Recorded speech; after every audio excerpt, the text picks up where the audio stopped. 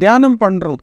யாரெல்லாம் உண்மையமான மனப்பூர்வகமாக தியானம் பண்ணுவாங்களோ அவங்க எல்லாமே அந்த நேரத்தில் அகர்மனாக இருக்கிறாங்க அப்படின்னு சொல்லி அர்த்தம். தியானம் எப்படி பண்ணுறோம்? நம்ம கீழே தரையின் மீதாகட்டும் நாற்காலியின் மீதாகட்டும் சுகமாக உட்கார்ந்து கண்களை 2 மூடிக்கொண்டு மனதில் எண்ணங்களற்ற நிலை என்பது கொண்டு வந்து அந்த நிலையில் சில நேரம் நாம் இருக்கிறோம்.